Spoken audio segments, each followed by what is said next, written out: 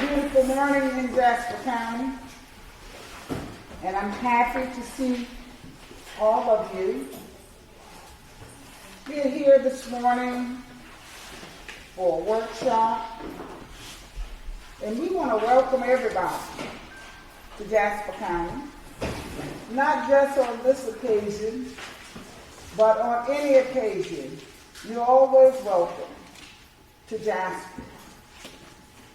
We have this morning, as I look around, a lot of distinguished people here this morning. And I'm just thrilled to see you. We have with us this morning Mr. Marty Souls, County Council. We have Mr. Alvin Atkins, County Council. Mr. John Kemp, County Council. And our County Administrator, Mr. Andrew Folger, and our attorney, Mr. David Tedder. Now, we have some more people that we are going to introduce, but I'm going to allow the county administrator because I don't want to miss anybody's name. But I think I see old Hardyville City Council here. We have the mayor of the great city of Hardyville, Mayor Harry Williams. We have Mr. Bo White, City Council, and John Carroll, City Council, and my good friend Carol Casper, City Council. We have this morning also with us the Superintendent of Jasper County Public School System, who's doing a fabulous job. We have the Chairwoman of the Jasper County School Board. She is here with us. And we have the person that deals with the money, that holds the purse straight, Miss Carter. She is here with us this morning. So we want to welcome all of you. And after Andy, Mr. Folger has introduced the other people who are here, each one of us are going to move to a table, because we don't want you to feel like the Lone Ranger. We want to let you know we're in this together. And then we're going to work this out together.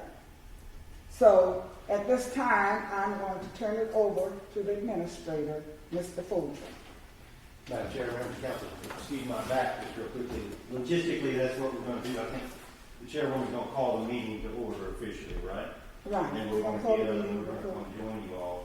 I don't know who did not get introduced here today. Ms. Wanda Simmons, clerk of council, is here, and the other county staff person. Mike Simbor, city manager. Do you want to introduce your staff? Yeah, that's right.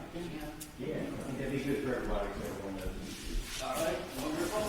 Mike Simbor, the city manager here, Mr.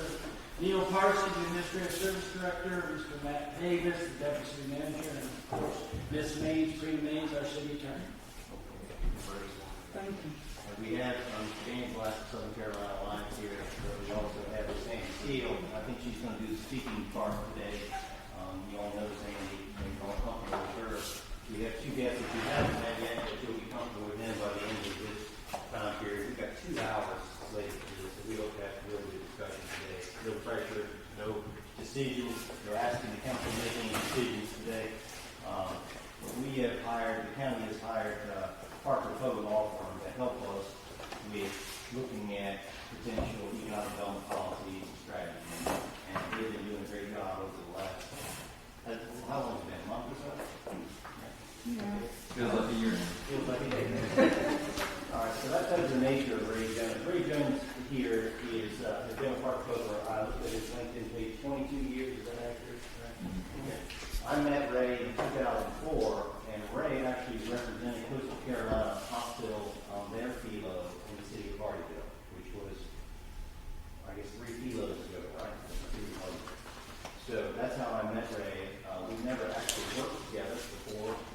he is not only an expert in the field of economic development, but he also is really a counselor in the largest sense of the word in helping lay people understand the mechanics of economic development, the alphabet soup of the acronyms of economic development, and can help us, I think, be swifter in how we respond to economic development projects, which is really the whole goal today. So having said all that, Ray's associate, Mr. Ryan Vermont, and he's been very helpful in doing this. And you also have another colleague, Azad, who is not here, who is the numbers user, and he shows us some numbers. So they've been working on policy issues, strategically, how do we do this together seamlessly, and also getting into numbers and scenarios for you. So we're going to go through all that today. I think we should probably have a break around 1 hour time period and take a little break, then come back. And then I know we do have food coming in and noon before you go. So we're ready to get us afterwards. That'd be great. Did I miss anyone? Okay. Okay. Madam Chair?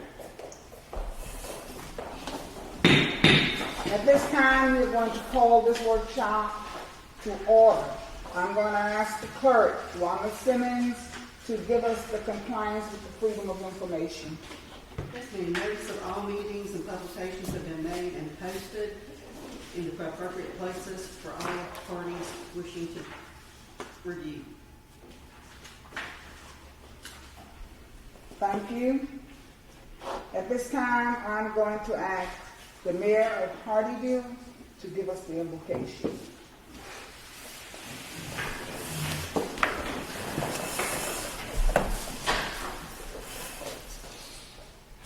Good morning, Lord.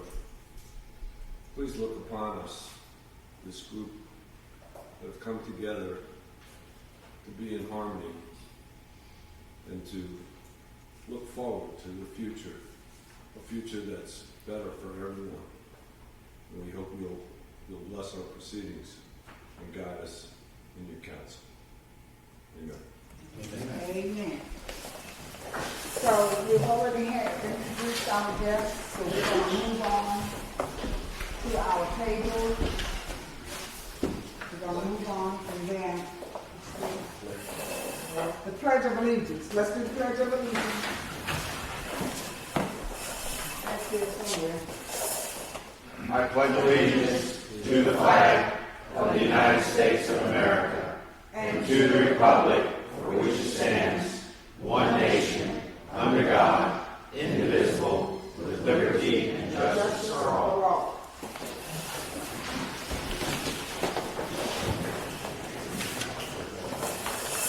Sorry about that. That's what you do.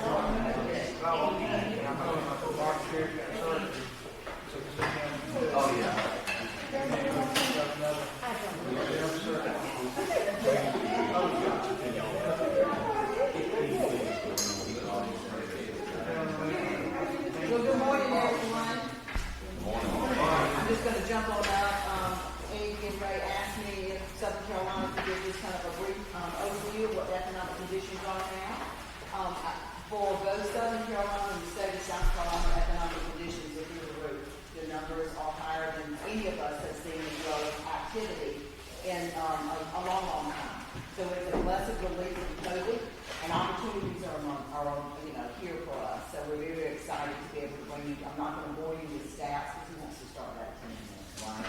But I will say for the Southern Carolina region, we've already announced 15 projects this year, over $120 million in capital investment, the creation of over 425 jobs throughout the 7 counties. 5 of those were in Jasper County.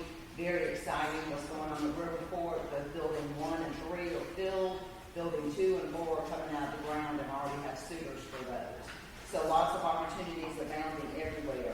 Both throughout the state and at Southern Carolina, traffic numbers are up. Again, I'm not going to give you tons of them, but just to compare some new projects this year, this is 41 weeks into the year, so we're about probably 80% there.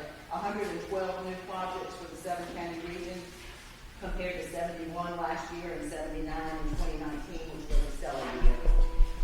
Submitted properties, 334 this year compared to 255 last year. And again, this year's numbers are 41 weeks. And site visits, 99 this year compared to 44 last year. They were down to 89 in the year of 2019. So it's phenomenal. But we are not the only ones seeing that kind of activity. It is statewide, and I suspect it's multi-statewide. Our friends in Georgia are reporting the same amount of traffic. So it's great. The economy is strong, and again, opportunities are among us. So just wanted to give you some information on some of the conditions of the Savannah market. The Savannah market is kind of loosely defined, but looking at some of the activity in the Savannah area, with Jasper County being included in that, but also going into Georgia, kind of centered around the port of Savannah, over 10 million square feet of space has been leased to date this year. That compares to the entire year of 2020, 9.5 million, and the entire year of 2019, 9.9. We have already surpassed the lease space in 41 weeks of the year. Currently, there's 4.3 million square feet of space being constructed. In this year, 2.4 of that is still available. So the rest, almost half of it, is already leased, some of it before it's coming out of the ground. In addition, there is another 13.6 million square feet scheduled to deliver in 2022. That is developments that are permitted, planned, and coming out of the ground. So opportunity is among us, but it's among everybody. And they're already meeting that call and coming up with that. Of that 13.6 million square feet that will deliver next year, 800,000 of that is in Riverport. That 800,000 of that is in Riverport.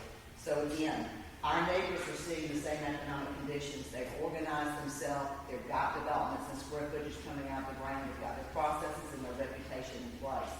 So it's a good time for us to look around. So let's talk about where that square footage is. That ranges from 4 miles to the port to 26 miles to the port. A lot of development is pushing west in Bryan County. They're doing a great job. Amazon just located there, and they've got a 1.1 million square foot building coming up. So when you think of the Savannah market, it's not just directly around Savannah. Highway 17 corridor that we enjoy is about 10 miles from there, but again, they're pushing 26 miles out. So it's being redefined as opportunity is there, and that's meeting the need, and the lack of product is there. If we look going north, some of your sister communities in the Southern Carolina region, exit 33, point south, has got 500 acres with a project about to announce. 38 is in Hampton, the agricultural technology campus, which is 1,500 acres announced last year. Its development is coming on. Colleton is developing both the Colleton Mega Site, 1,400 acres, and Stokes Tract, 500 acres, both with rail. Again, organized there, and the Hampton to Colleton properties enjoy and offer equidistance to both the Port of Savannah and the Port of Charleston. And so it's just a great time to see this opportunity, but it's really important that we move ahead and get ready, because that's what our neighbors are doing too. Anybody have questions about anything? Is there something I didn't cover? I read a quote this morning that said, "Opportunities are never lost. Someone will take the ones you miss. Seize the moment." So I thought that was a great way to start the day, because I know personally almost everybody in this room, but some of you I don't know well, but everybody in here is a seize the moment person. And, so it's really exciting to have this energy. But I'm happy to answer questions. So just wanted to set the table with opportunities are there. My turn, Andy. Yep, okay, I don't interrupt. Good morning, everybody. I'm Ray Jones. I thought I would start this morning with a little story and a question. Story and question.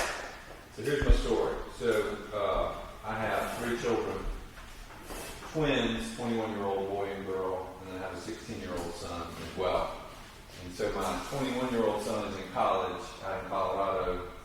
He called me and he said, wouldn't it be fun if we went to an away football game together? Why don't you and little brother, why don't you meet me and let's go to an away football game together? I said, great, let's do it. The guys trip, sounds good to me.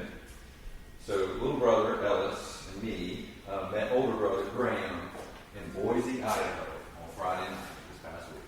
Never been to Boise, Idaho, I recommend it. It's wonderful. I never have a reason to go back. So we get there, it's late. You know, they slept in like teenagers do the next morning, and we had to kind of get up. A little chilly in Boise, but nice, kind of like this morning. And so I said, all right, guys, come on, let's get it going. You know, we're in Boise, let's go seize the day. And so little brother gets dressed first, Ellis, and he's got on his stuff. And he has on a particular flannel shirt. It's his favorite flannel shirt. I said, okay. Older brother comes out of this hotel room, and he's wearing the exact same shirt. Of course, Mama had bought both of them the same shirt, right? One large, one medium. Little brother looks at older brother and says, take off that shirt. You know, I'm wearing the shirt. And the older brother says, I'm not taking off the shirt. You take off the shirt. Back and forth, back and forth, back and forth. I said, guys, look, you both want to wear the shirt? Wear the shirt. I'd like to get some lunch. So, here's my question. They both walked around the whole day in the same shirt. Who won the argument?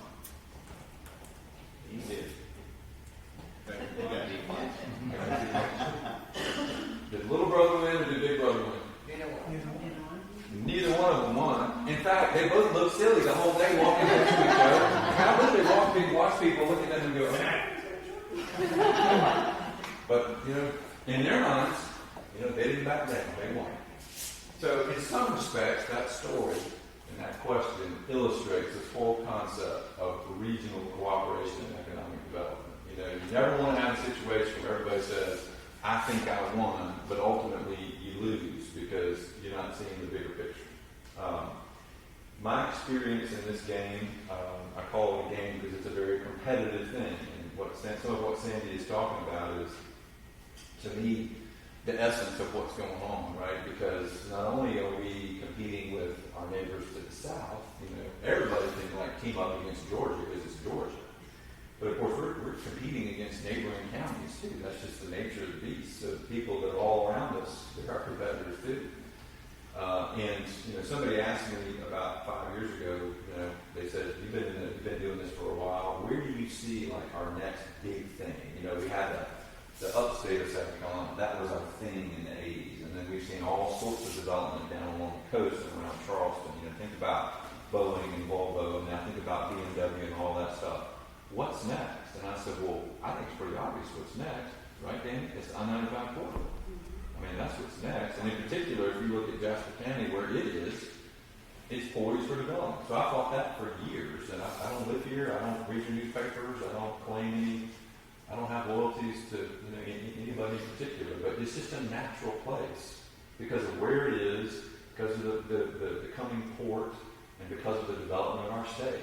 This is where things are happening. And I think the last three-ish years of what's been going on here is reflective of that. And we're going to talk about things that are on the books today, like projects that Sandy is dealing with, you know, that have come saying, hey, there might be opportunities for us to locate right here. But my real chore today, my real challenge today is to try to help everybody view this as a team sport. Not that anybody in particular wins, but where the region is winning. My particular experience with regionalism has come from being in the Midlands of South Carolina. Y'all can appreciate, I'm sure, that the city of Columbia and Richland County don't always cooperate and agree on things.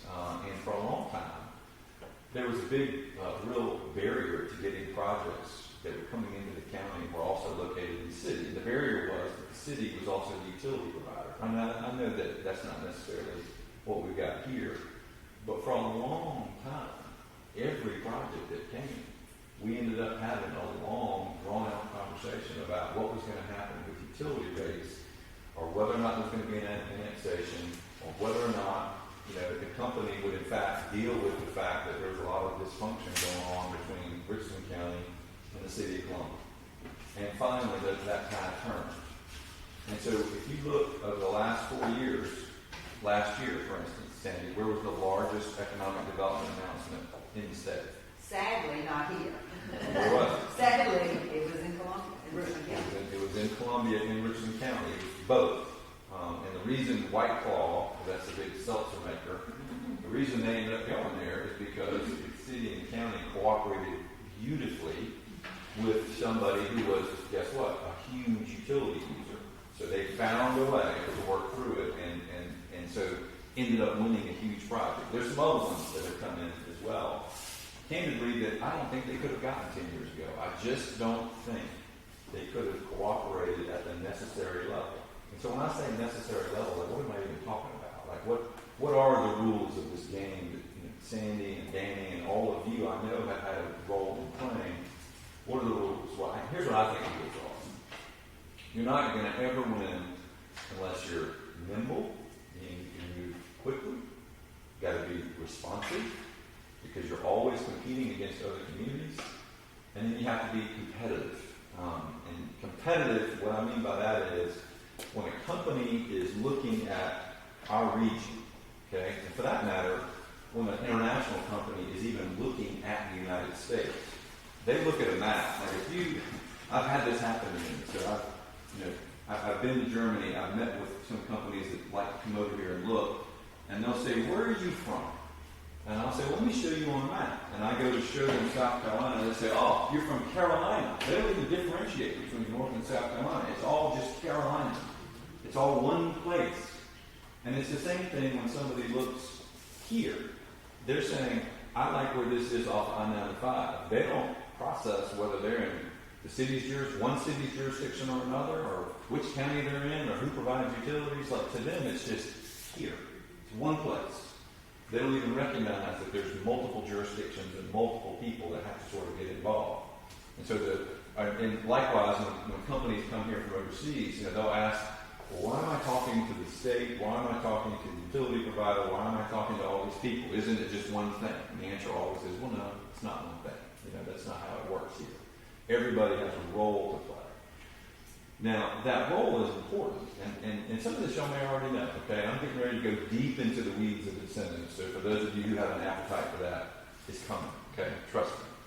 But I think the setup's important, because there's no need for you to even sit here today. There's no need for you to sit and process through this all day unless you appreciate what the greater game is afoot. When folks realize that the greater game is to win the project, that's at the end of the day what it's about, and that the amenities that are provided by everybody at the table, in this case the city and the county, are really what's required to win the project. And winning the project becomes the key thing. Not wearing the same shirt, but winning the project. Okay? When that becomes the key thing, then you start finding ways to sort through things. So I sat with Andy, I sat with some other folks, just trying to sort of figure out what's happening here, what's going on here. Y'all had this huge influx of development. That means additional costs that have to be borne by everybody, right? Particularly if it's in the city and the county. You've got all sorts of service costs through the city. You may have all sorts of infrastructure costs through the county, depending upon where it is. All of that, you have to find a way to share. And I heard that the superintendent and the school board chair were here. Where are they? Right there? Yeah, there might be some children to educate too, right? There might be some things that have to be handled there. So when a project locates here, the main thing that they are doing is trying to figure out how much it's going to cost them to operate here. All right, so that starts with how much is the land. Then it goes on to what are my taxes going to be, what are my utilities going to be, and what else do I have to pay? What else might be involved? Whether it's impact fees, whatever it is. They're going to want that. And they're going to stack all of that up. They're going to look at every dime of it. And they're going to say, okay, to be there, to be at a site, wherever it is, the main site's here, to be there is going to cost me X. If I drive 20 miles north, what's the cost going to be? If I drive 25 miles south, what's the cost going to be? And that is the analysis they were doing, I assure you, because they generally look at it as a region. So while we may all say, hey, if you come across the line to this county, look at all you get, a lot of those soft factors are things that they don't take into account on the front end. They're just looking at dollars and cents. We've been on both sides of that equation. Andy mentioned earlier, my colleague Azad Khan with our consulting company. That's all they do. They help companies make these decisions. That's all they do. Every day, they sit and they determine how much it costs for somebody to operate in a particular community.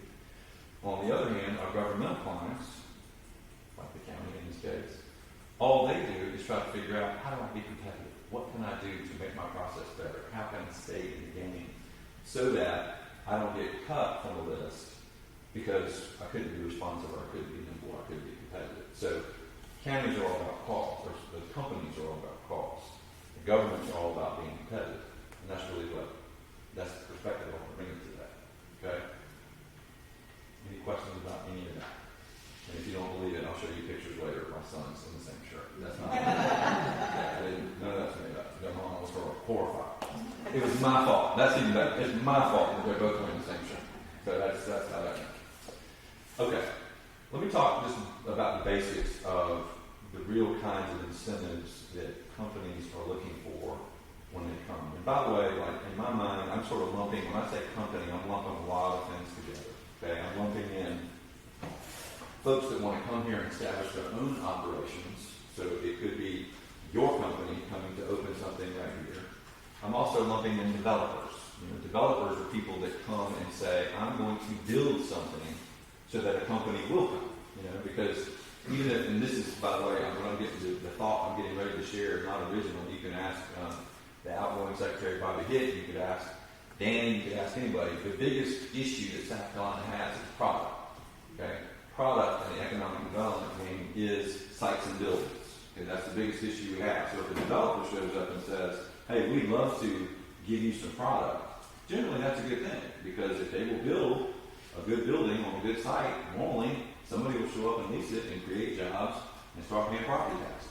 Right? So that's what we're after. So something that a developer is driving is a slightly different thing than just a company showing up to make an investment, but they both are going to show up, create jobs, and hopefully create a taxable investment, a new building, equipment coming into the building, etc.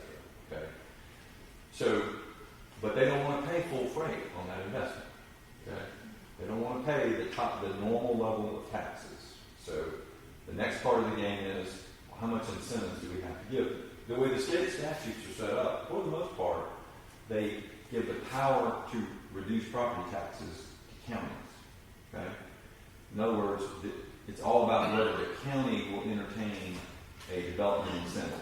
And so a lot of the conversations that happen early regarding incentives probably end up happening between SCA and the county that's impacted, the county where somebody's looking at, right? You have a county you have to go to. However, some of the more significant incentives also involve the municipality. So whatever municipality has overlapping jurisdiction with the county may also be important. And in the case of some of the incentive proposals that Sandy and I have been looking at for various projects, the city, the folks that are present today, are extremely important. And I'll explain why in just a minute. So why are incentives important? Well, it goes right back to where I started. Because it's cost. It's all about cost. And sometimes you have to give a really strong incentive package to get somebody to take the first step, right? So Riverport, for instance, in order to get them to come and do, and to sort of take the first step, their incentive package was a very strong incentive package. Likewise, if you would go back and look at what BMW got when they came here, they got a really strong incentive package. Does that mean that everybody came after BMW got the same package? Of course not. No. And so part of the calculus that's going on here is, well, now that we have the likes of Riverport going on, now that we have the likes of other investment going on, how do we remain competitive without having to give the top level incentive package every time? So that's another analysis that goes on, right? There's a balance that goes on. That's why you have to be nimble and responsive. So How do you reduce property taxes? Well, there's something on the books called a fee in lieu of tax statute. I'm not a big acronym guy, but I might slide into it. So I got Ryan over here. Ryan is supposed to give me a sign or something every time I, use an acronym that is an industry-wide acronym, but not useful. So a fee in lieu of tax, F-I-L-O-T, also called FILA. Philo. I don't really prefer that pronunciation. I'm more of a FILA guy. Fee in lieu of tax. Why is a fee in lieu of tax important? Well, because a fee in lieu of tax is the statute pursuant to which a county can reduce property taxes.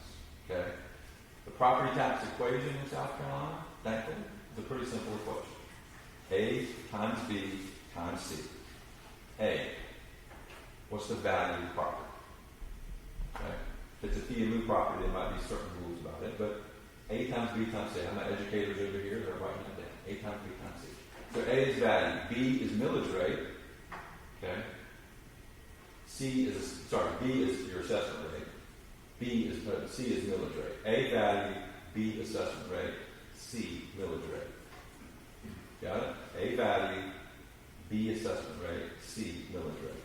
A fee in lieu impacts all three of those variables. The critical variables that a fee in lieu impacts are B and C.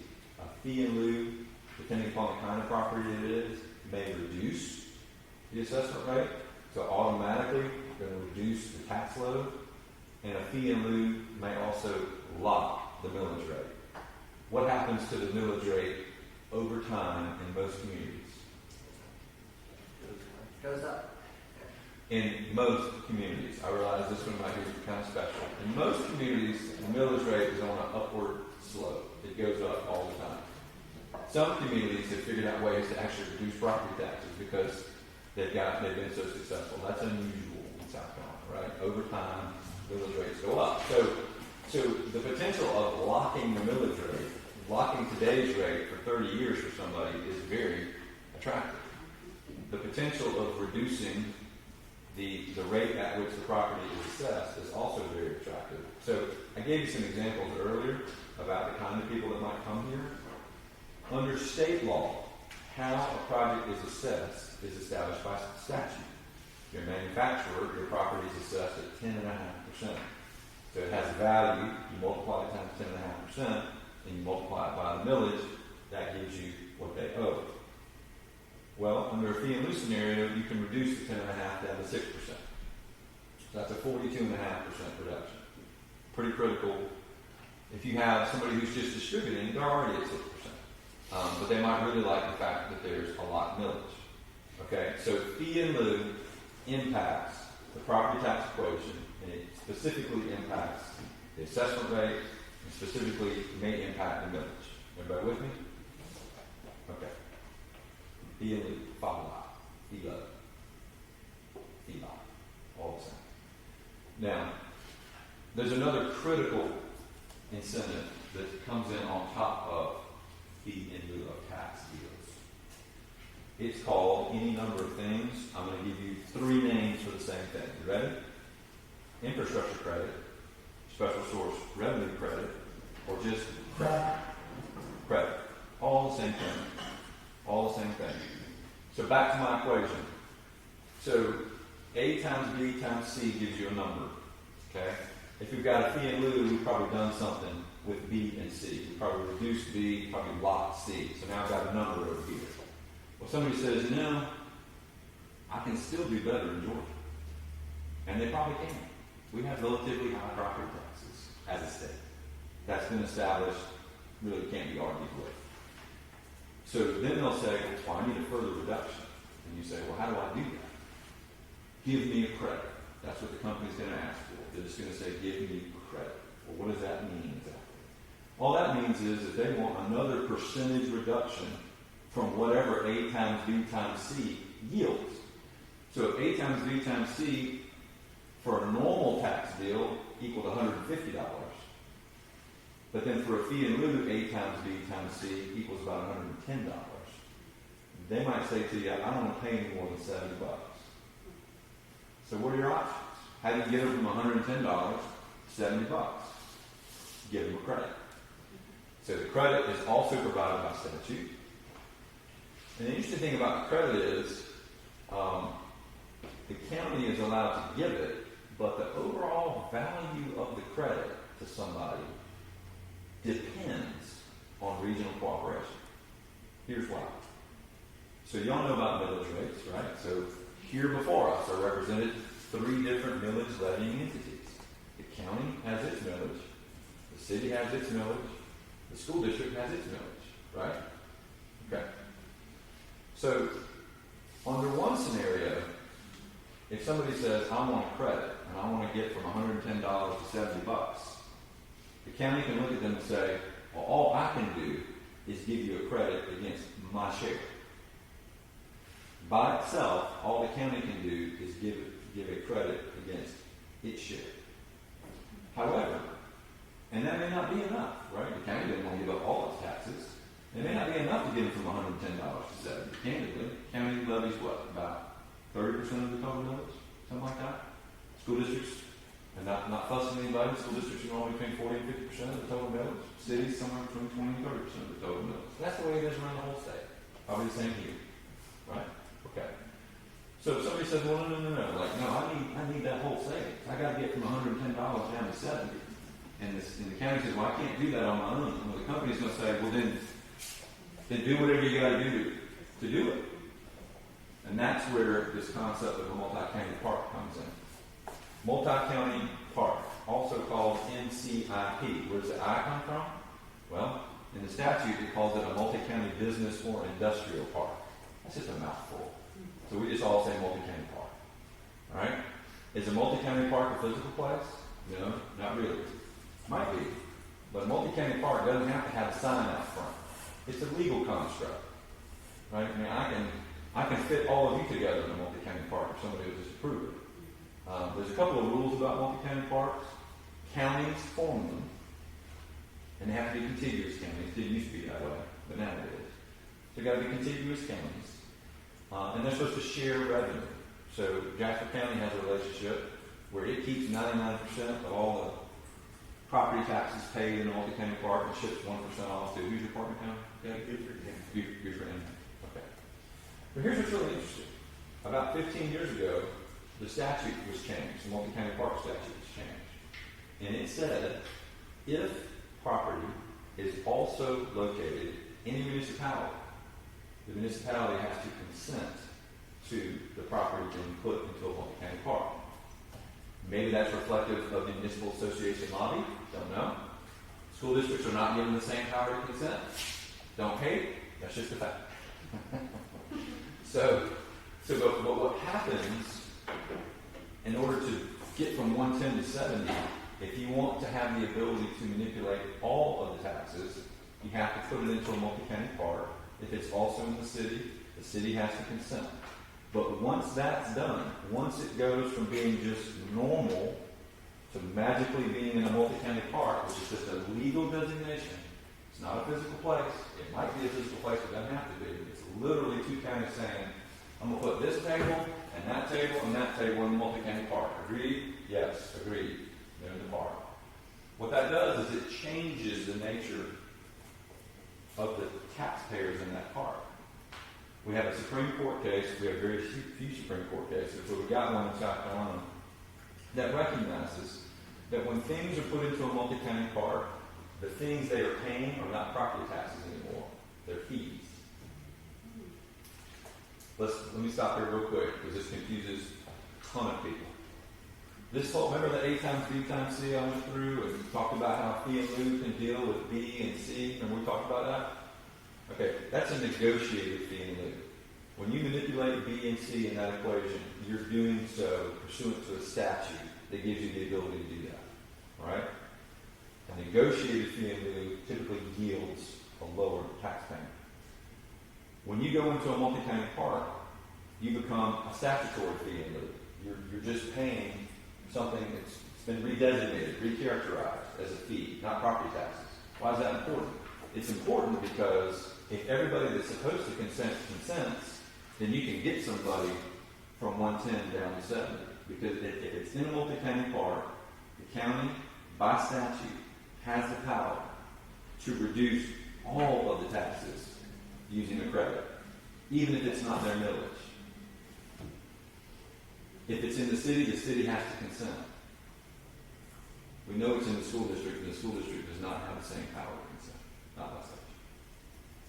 So, being in a multi-county park is a critical element of these projects, because the project is never going to just say, I need a credit that just the county could give me by itself. That's never going to happen. They're going to say, I want the maximum value of the credit, therefore I want my reduction to be taken against everybody's millage. Is everybody with me on that? That's a really critical factor. So, negotiated fee in lieu does one thing. It's only one part of the equation. I've been doing this a long time. I cannot tell you the last time I was involved in a situation. And I look at y'all, you tell me too. I cannot tell you the last time I was in a situation where somebody said, all I want is a negotiated fee in lieu. I don't need a further reduction that I could get from a credit. It's been 15 years since I've had somebody say that. Why? Well, because that's the game. They want a further reduction. Remember, on their side, they don't care that when you do the normal math, it's $150. They don't care that if you do the negotiated fee in lieu, it's $110.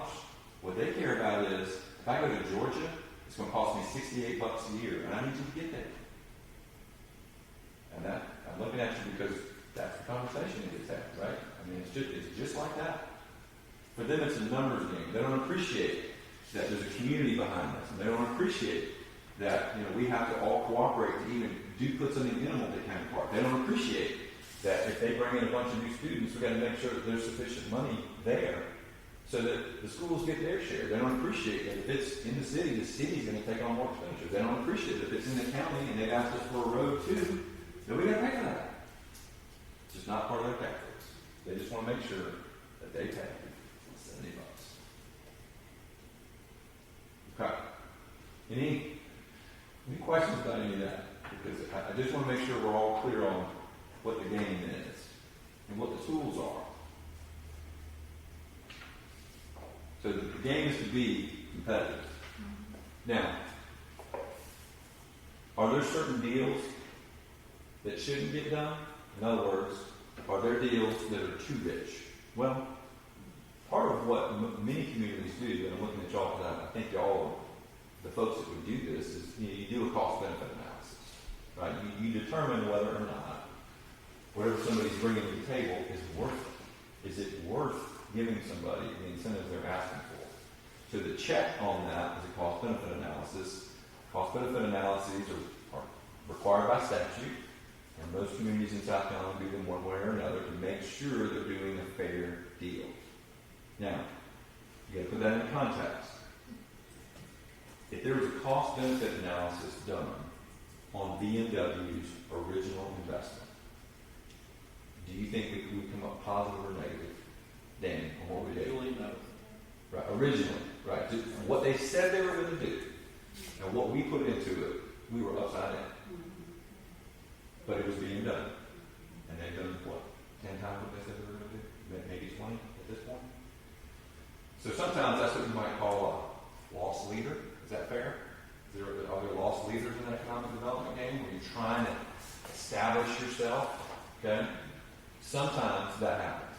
Most of the time, that's not the case. I mean, we're in a state that's going through an incredible time of economic development over the last 35, 40 years. I mean, wherever you go in the country, and here's what's this is interesting, wherever you go in the world, people may not know which Carolina I'm in, but if I say Spartanburg, they'll say BMW.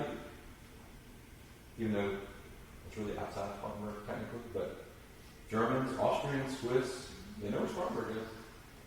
They're like, yeah, I'm driving a car made there. So South Carolina has been on the map for a long time. And parts of South Carolina are finally getting their due. And in my opinion, this is one of them. This is one of them where more and more people are looking because they see the opportunity. So you got to find a way to combine all these tools that I'm talking about. You have to find a way to combine the tools that the county has the power to give, with cooperation, if it's located within the city, without completely handicapping the schools from being able to do what they're going to do, which is why you're all here today, and I think it's great you're all here, by the way. Yes, sir. Clarify, you made a statement, the MCIPs. Yep. So the county forms the MCIP. Yep. And then you said the city It must is. be, That's we have no say. But the city does, if it's in the city. If it's in the city, we can decide whether or not we want to be part of the MCIP. Correct. But if we say yes to the MCIP, now we can't say no to the tax reduction. Is that what, I didn't. Well, that's a fine point, and it's a nice segue, actually. So the mayor's asking, so we started just laying out all the basics, okay? So now let's talk about where some friction points might be when we're trying to do everything I just talked about, okay? So one general friction point is, are we offering somebody something that's competitive, yes or no? You know, and that's what you rely on SCA for. They see stuff all over the state, they know what's happening, they know what's happening north-south. The next friction point is, if it's in both the city and the county, how are we going to share revenues? How's that going to work? And are you going to agree to the reductions that are being requested? Okay? So almost every situation that I have seen where the city and the county are cooperating, particularly relating to a multi-county park, they are entering into a side agreement called an intergovernmental agreement. I know y'all seen those, y'all know what those are. Intergovernmental agreement will define how the revenue is going to be split, how much the reductions can be. So for instance, I also do some work for the city of Greenville. Sometimes the city of Greenville and the county of Greenville don't all see eye to eye. Shocker, right? Even in the land of plenty in the upstate, they don't always see eye to eye. And so every time they do a multi-county park, they sign a new intergovernmental agreement. Every time.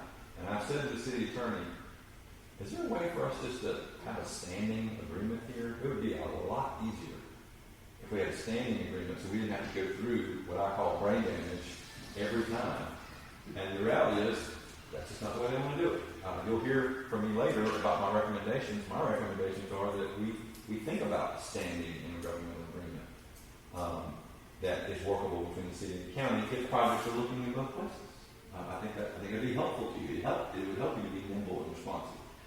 But in the intergovernmental agreement, what the city will say is, we will participate. We'll consent to property that's in our jurisdiction going into the multi-county park, so long as the revenue split is as follows, and so long as the incentives given to the company, which we've seen, we understand the proposal, so long as those are not increased at some point or changed in a way that's against us without our consent. So those are the kind of things I would see in an intergovernmental agreement. It's perfectly normal, perfectly natural for people to really think through, okay, what's at stake here? What's the money going to look like? Now, the school district's probably sitting there saying, well, we don't get a bite of that apple. Okay, fine. But where this happens best, where economic development happens best, is where the school district is at least at the table, understanding what the deals are, what's coming in, and appreciating what impact there may be on the school district. Of course, sometimes the impact might be negligible. You know, if somebody's going to bring in a new manufacturing plant, hopefully they're going to be employing a lot of people that either live here already, or people that might just be coming in for the day of work. If somebody's going to come in and build a huge residential subdivision, well, that's different. Right? And so that's why the school district's good for you all to be at the table that you are today. So, one friction point is, what kind of deal are we getting? The other friction point is, all right, if it's going to be in both the city and the county, what kind of deal do we need to have between the city and the county?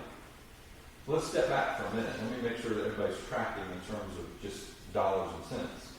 If something is only in the county, when I say that, I mean it is not within the geographic boundary of any city, whether it be the city of Hardyville or anyone else.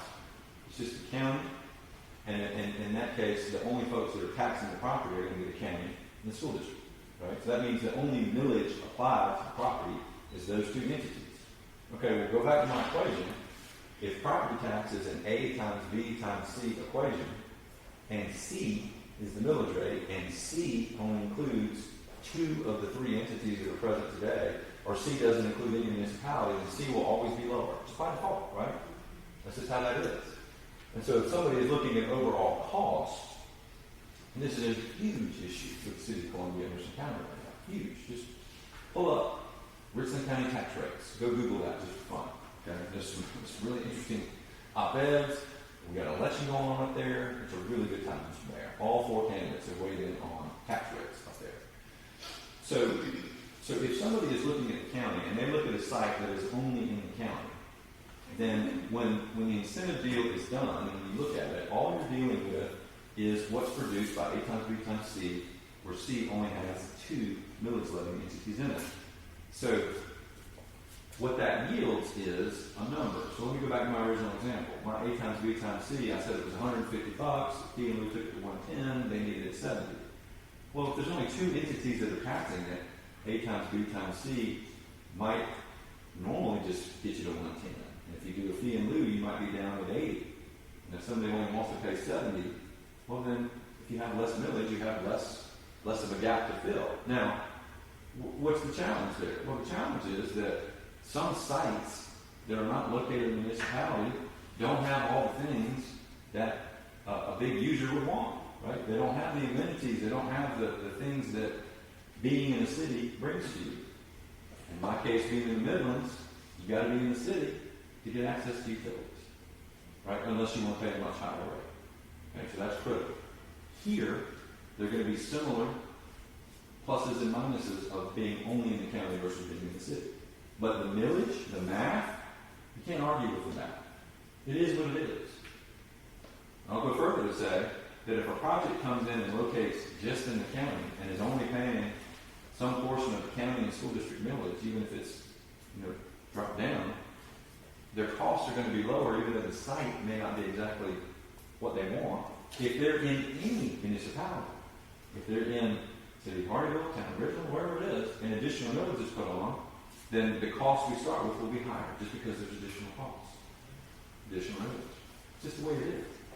Is everybody with me on that math? I'm not trying to be uber elementary here, but I think all of this is important, that we all sort of got the same baseline here. Yeah? Okay. So, back to my example. If an entity is looking to locate here, they're going to do a cost analysis. That is the primary thing they will do. The governments will also be doing a cost analysis. You're going to want to know, what's it going to cost me to deal with this new investment?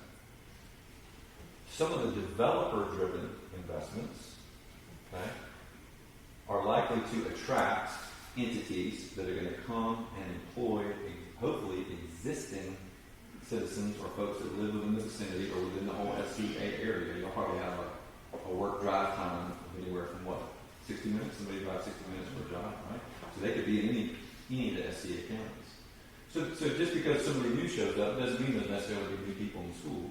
Not necessarily. There may or may not be new users of the various systems that the city supports. And there may or may not be new users of county infrastructure either. However, if somebody shows up and says, I need a new fire station right down the street, and I need, a bunch of widening on this county-owned road, then that's real costs that have to be dealt with, right? So sometimes governments charge fees that are directly tied to the impact of somebody coming. So those fees are called all sorts of things. They're called impact fees, developer fees. I haven't looked, but I suspect all of the above are present here. Right? That's just because sometimes we have to charge the fees to deal with the immediate costs of somebody coming. Again, the statute does not give the school districts the power to charge those fees. You already know all that. Just want to make sure you don't walk away going, hey, this guy, we were at this meeting and he said we could charge a fee. I don't want to be accused of spreading false information.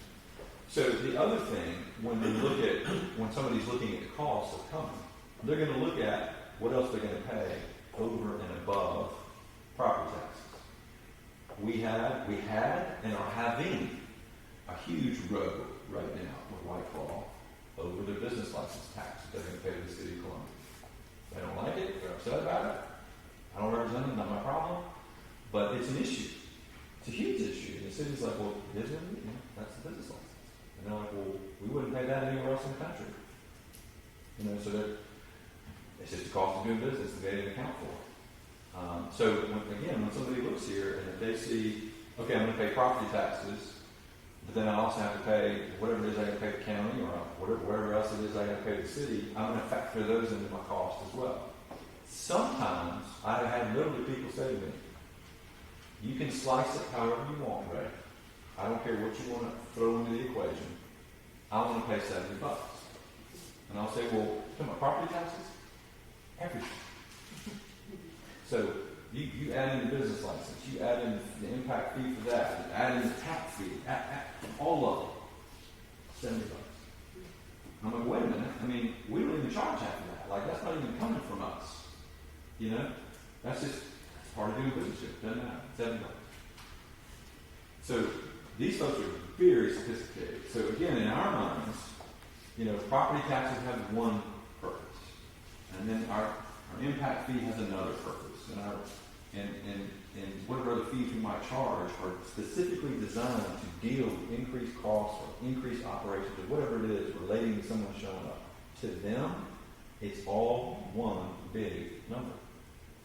And so they look for reduction. So a lot of times, the only option you have, because y'all know this, you know, you can't just willy-nilly reduce fees that are on the books because you have to charge them in accordance with a set schedule. You're not allowed to be arbitrary and capricious with your fees. So you can't make a special deal, oftentimes, with somebody. So they look, what they say is, well, then just reduce the property taxes. You know, reduce the property taxes more so that my total is where I want it to be. Well, that gets dangerous, right? Because if all we're doing is reducing property taxes, well, guess what? That's all you get. That's all you get. And depending upon where it is, that might be all you get. So you have to be very careful about solving only for property taxes because it's a dangerous game. I mean, at some point, you got to make sure you've got a lifeblood of revenue to operate with, right? Yeah. Craig, going back to the business license, Steve, whose responsibility is that? I mean, it seems, in my opinion, that maybe the companies to move here, establish their company. To know it? Yeah, to know. Oh. Or is that? Yeah, I think it's their responsibility to know what operating costs are, which is why I sort of chuckled when White Claw talks about business license. I mean, you know. How would you not know? Yeah. You know, I mean, Danny knows this. The leverage you have as a company goes down a little bit after you've cut the you know, so again, that's not, I mean, they're fussing about it, but there's nothing I can help them with about their understanding in that situation. So let me just pause for a minute because I have some thoughts about how folks can be responsive in dealing with all this and be nimble. You know, I know that in a fast growth area like this one, a lot of this is stuff, you know, it's kind of like you're a dog chasing after a car and you get the car. You're like, now what?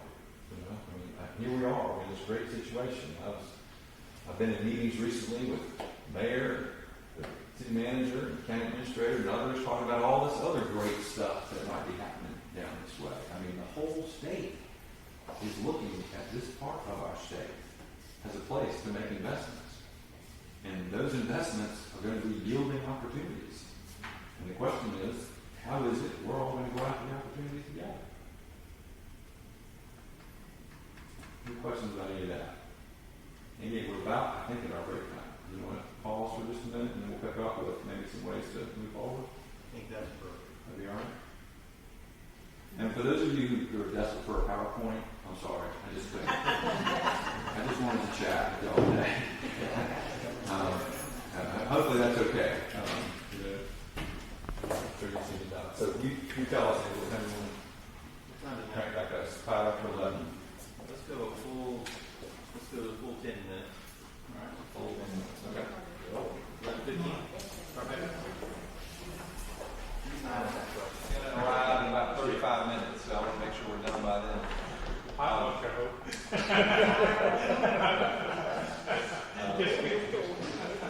So I guess I want to transition this from, from just the basics and talking in the abstract to maybe be more application.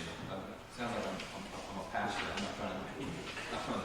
So when I say application, I mean there are several projects that are out there right now that are things that I know that SEA is trying to get us in a competitive position to deal with. The three I'm thinking about, and Sandy, you check me if there's more that I had to talk about. You got Project Dolphin, Project Mandolin, Project South, all of which are different kinds of, I think, all developer-driven deals where folks want to come here, build significant buildings that they will then attract a tenant to come to. And so part of the challenge, I think, is trying to figure out, number one, what kind of deal are they offered? How do we be competitive? And number two, how can we be nimble and responsive? Because some of them have got timelines that, and it's not unusual, that are a little fast for how we might normally operate. And so the concept of a fee in lieu and a multi-tenant park and a credit, those are all getting ready to come to play in those three deals. And so the next thing I want to talk about is where the mayor was, because that's where the mayor goes quick, about 25 minutes ago.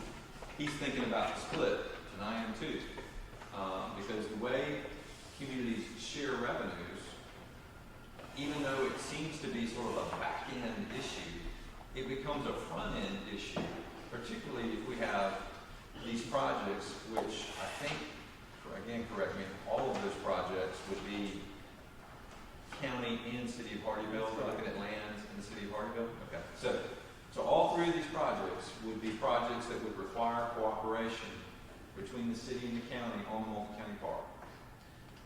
And so, as I said earlier, I think it would be most efficient, subject to what y'all think, to have a standing agreement where we agree on how we're going to do this.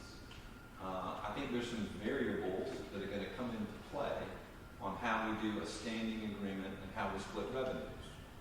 I want to talk about those. I want to talk about what I've seen in other places. And then, I think by the time we get to the end of that, I'll be glad to take some questions and it'll be time for lunch. And then soon after that, we'll have to really get to the business of working on those three projects.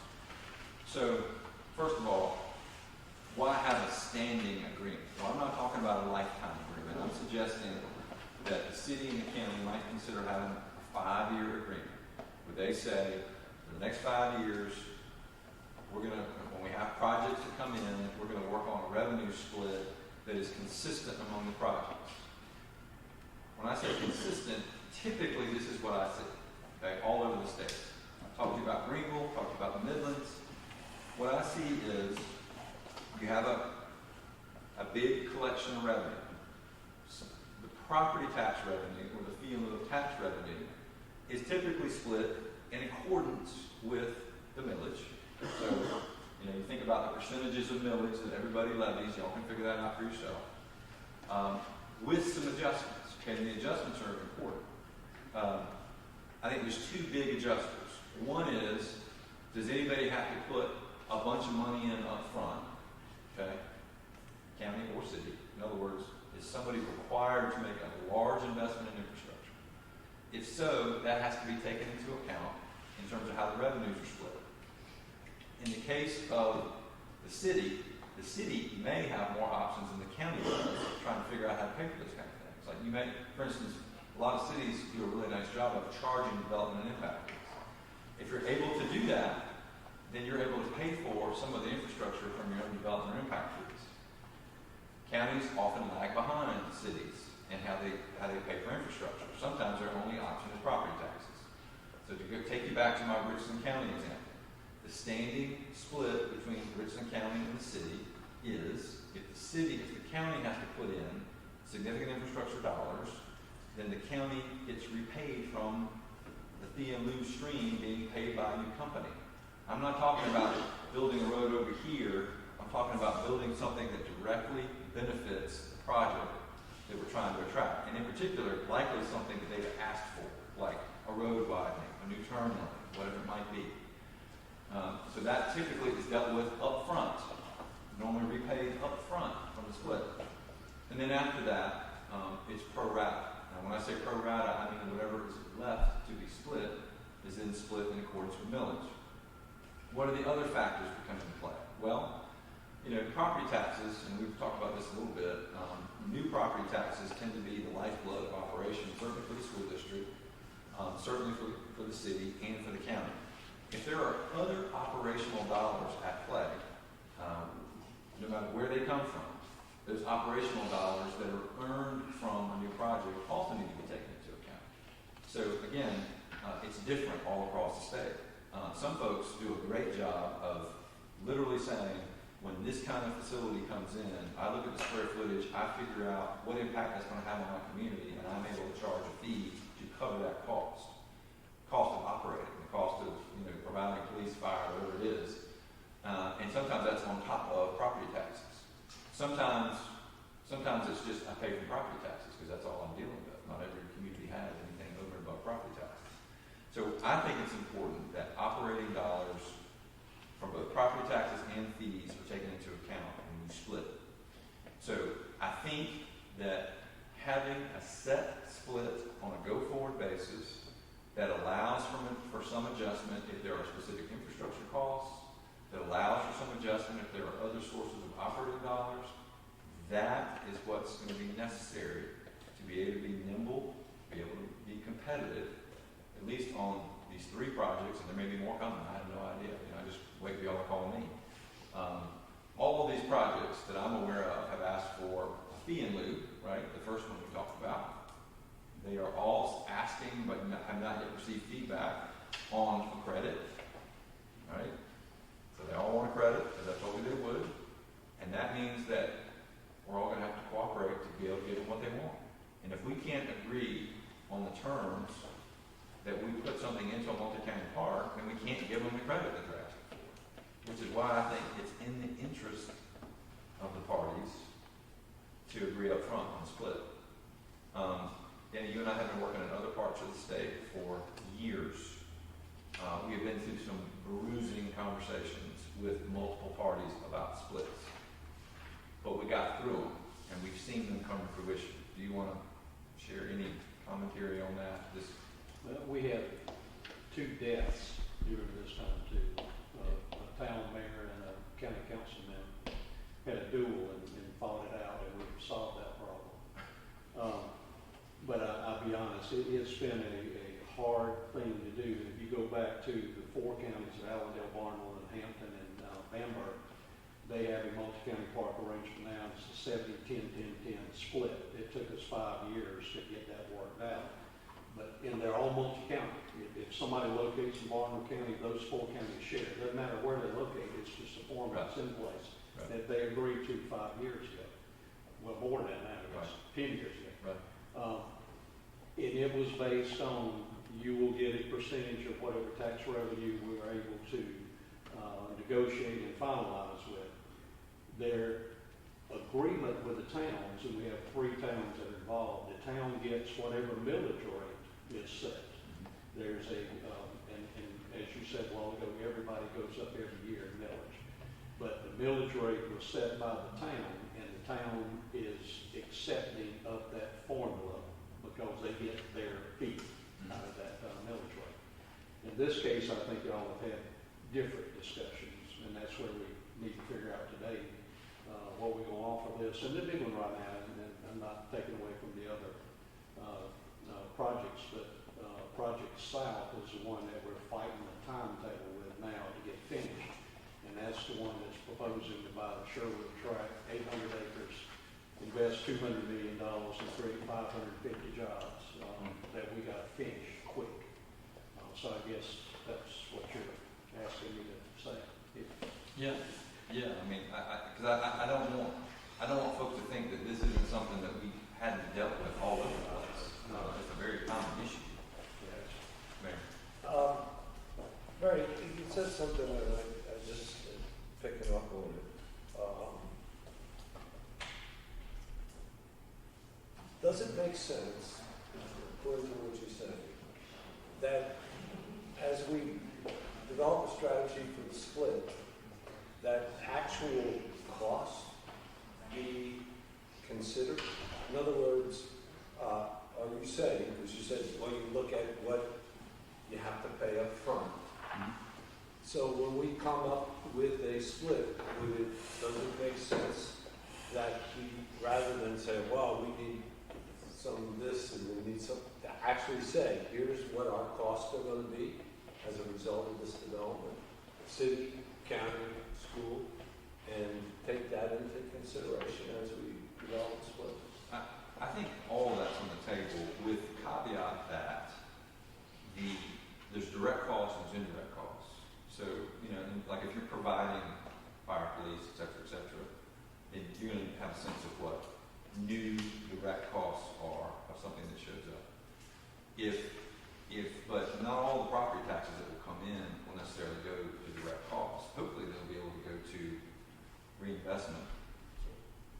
Critical reinvestment.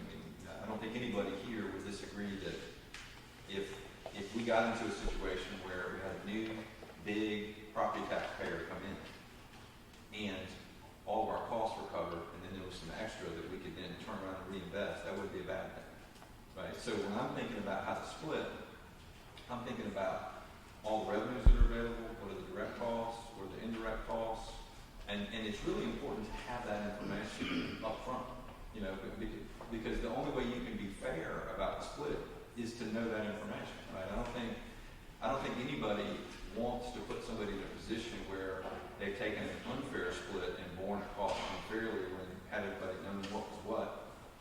Maybe it could have been different. And frankly, I'm suggesting that in the way that we handle the split, which is, again, I'm suggesting that pro rata in accordance with millage, which I understand is a little bit different than what's been done here before, but in my experience, pro rata in accordance with millage not only keeps the school district whole, but then it also lets the city and the county balance out what they're dealing with from a cost perspective. So just to be very clear, that would be the goal of this split. I'd like for the document to be flexible enough so that it takes that into account and the split can be set, reset, dialed up, dialed down, depending upon those issues. I think that's the way to do this. I think if you have to go through a bruising negotiation every time Project South shows up, you'll never be able to react quickly enough to Project South. You just won't. You'll just lose. Let me make one statement too, guys. Taking up for the school a little bit here. There's one county, and you know which one. There's one county that does the split on the multi-county split. They're supposed to get 10% from the other three counties, and they get 70% if it locates in their area. The county council decided that the schools got $0 in that split, and that's put a huge burden on that particular school district where they're not getting anything whatsoever. That was in my opinion, an extremely bad decision on the part of the county to do that. And we're having to go back trying to get state funds now to help them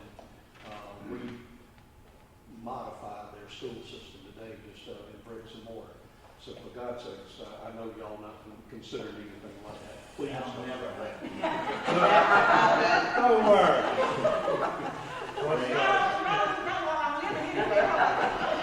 Can I say something? That never happened because these guys do the right thing, but it should never happen because if you don't give them their money, they get it elsewhere.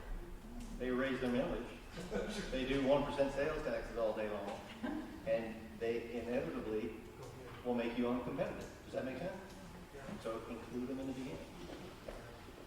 And I'd like to add on to Andy's statement because we have a unique situation here. Maybe it's in other parts. The city in the last 10 years has reduced its millage by 27%. For rata, that's been a big part of our negotiations.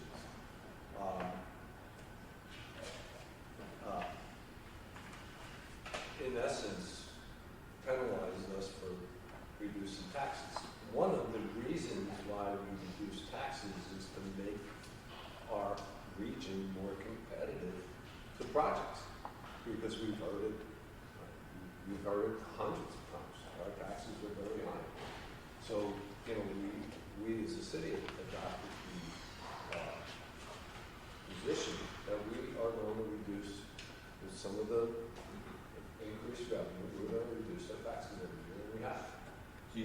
other operating ones, which you're saying. Well, Fees we or have whatever. other operating monies.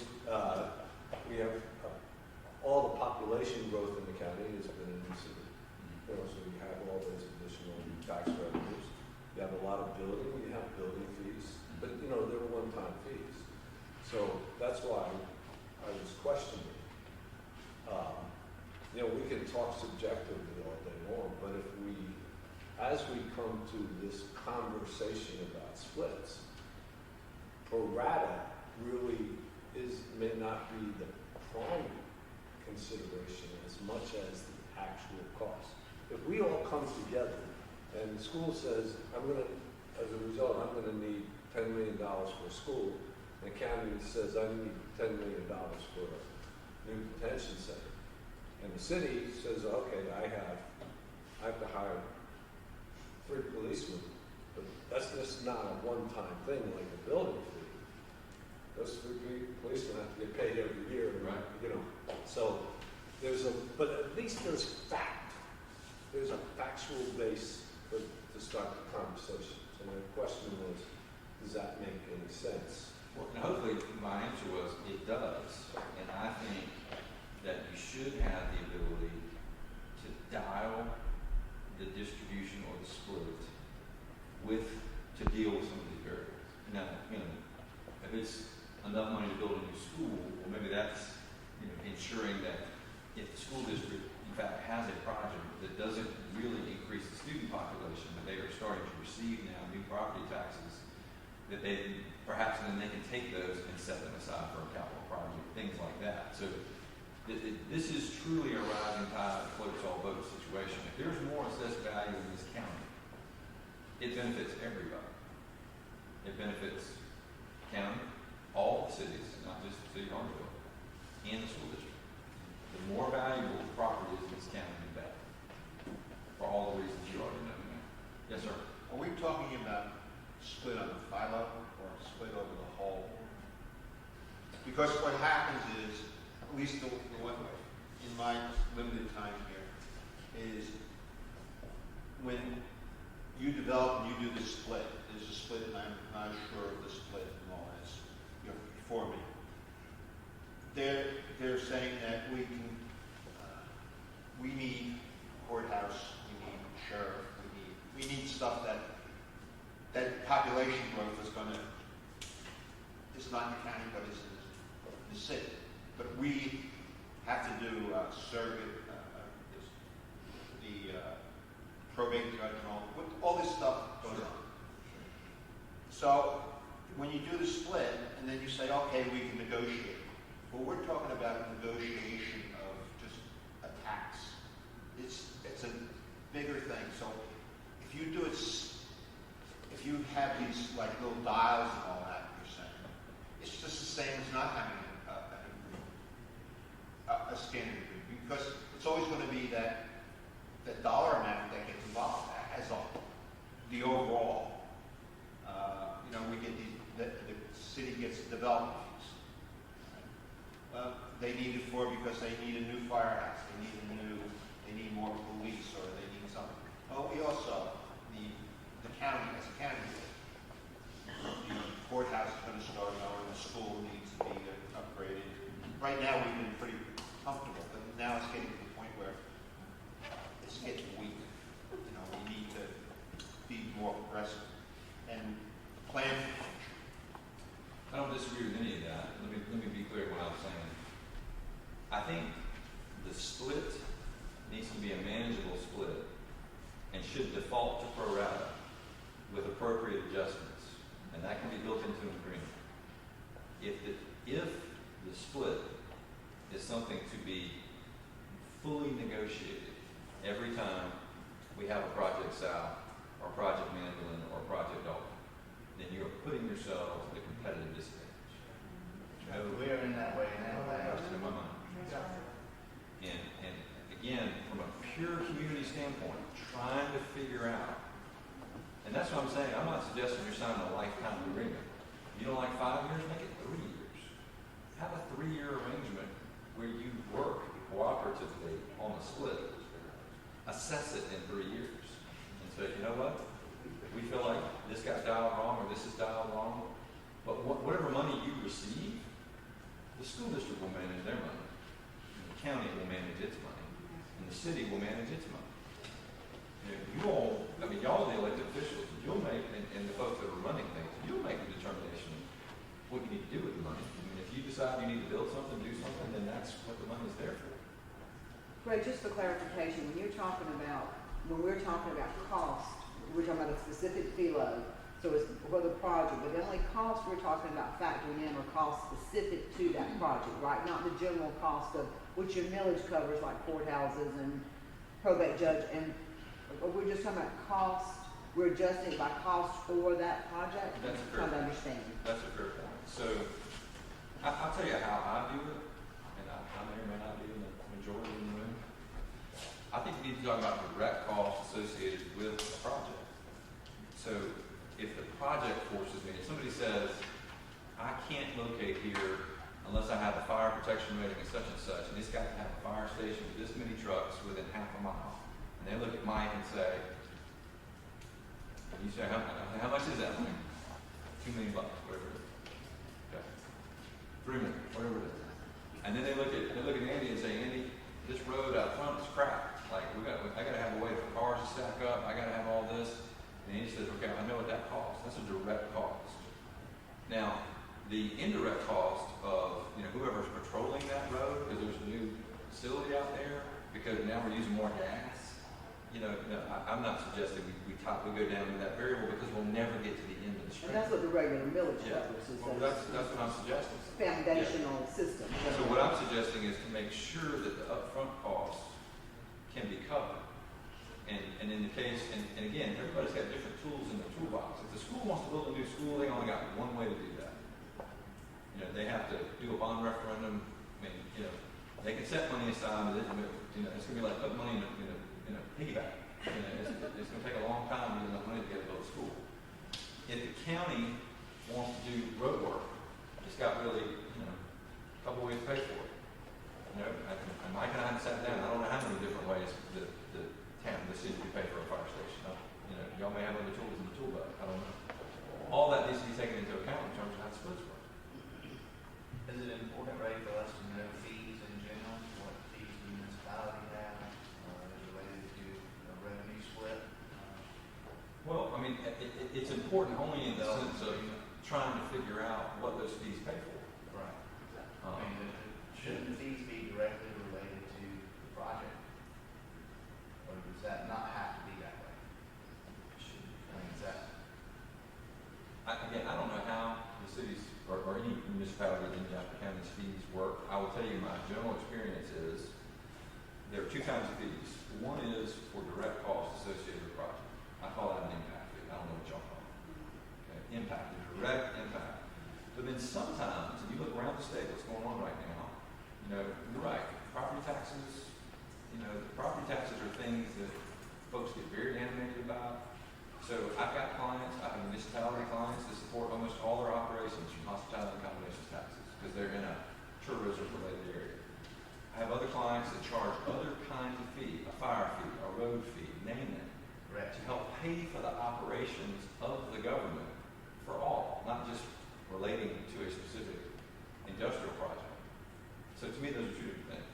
Is that the question you're asking me? Okay. But they're not unusual. It's all over the state. Things go that way. I didn't even get into Act 388, but while we're here, why don't we all acknowledge that you're all limited and how much millage you can impose each year, and you're limited how much you can go up. Act 388 was passed when? 2007, 8? Back in the chicken box or whatever they say. Well, look at the rise of fees being charged in the state since then. There's a direct correlation. That's why there's lawsuits going on right now about, road fees. Are they fees or taxes? So it is not unusual to see fees coming in that are more designed to be on a by-use basis, right, that everybody sort of picks up, versus property taxes, because property taxes become something that are both politically difficult to deal with and they're hard to increase when you decrease. So and that's why I'm saying that both need to be taken into account. Because when you're looking at costs, as the mayor said, the question is, well, what the school district, you got one source, locally speaking, you get property taxes, that's it. With the county or the city, you may not have other tools at your disposal. So I'm suggesting that you start with the default of pro rata on millage. That's your default, because that's how you split property taxes. So why not split fees the same way? The adjustments come into direct costs associated with the project, borne by whomever.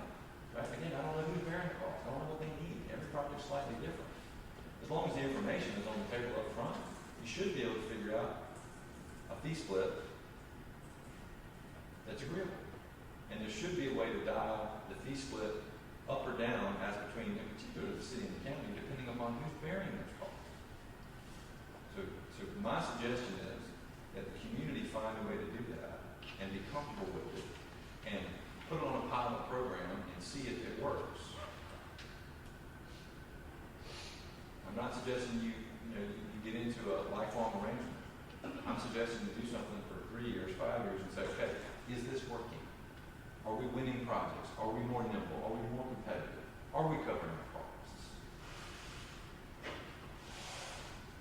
It doesn't have to be theoretical. This can be actual. Sounds pretty easy. So if we have the split in place and we have no other type of fees, development fees, or impact fees in place to cover those costs. For instance, road, water, sewer. At that point, does that split get evenly charged out to that cost based on how the split is? If nobody has the money to pay for it? And I guess it depends upon who's incurring it. Okay. So utilities are great example. I mean, if you're the utility provider, you're incurring it, and you have no other way to recapture it. You don't have any other fees in your system that recapture it. You have to look it up or down. You have to look at it dial up or down. If you're the county and you're same deal, if you're making improvements to something, which even within county-owned industrial parks, I mean, my goodness, they're just a black hole of capital expenditure. Got to be a way to recover the costs. So the hope is that both entities would get comfortable with that, but continue to hold the school district's split, try to hold it constant. Do we know, or do you know, there's 46 counties, right? Is that correct? 46, yeah. Of those 46 counties, do they all have 3 lots? Yes. Okay. Of the 46 counties, could you tell us, now, the split, the pro rata, happens after the reduction. Right. That's Okay, right. so like for Signal Capital, we gave 55% off for 20 or something, whatever, right? So we're talking about the remaining The net. balance That's right. go to pro rata. Yeah. Of the 46 counties, how many do it pro rata and how many do it with some other negotiated split? I would be really curious. I don't know if anybody keeps that data. I think we do. Very few. Most of it is on village basis. All of our counties, I can't remember Beaver and Effingham, but of the other 5 counties, they are millage rates. Well, one year we did for 2020. So I can just tell you my experience. I'm not aware that there's any sort of database anybody keeps of multi-county parks. Maybe the overlap. My experience is very much consistent with what I've said here today. That there's a default to pro rata with appropriate adjustments based upon revenues and costs. And where I asked to try to come up with something, which it sounds like we might have to come up with something pretty quick, the project's out, that's what we would present for consideration. And IGA is, I think, would accompany any request for the city to agree to have, to let property be in multi-county park. That is standard practice.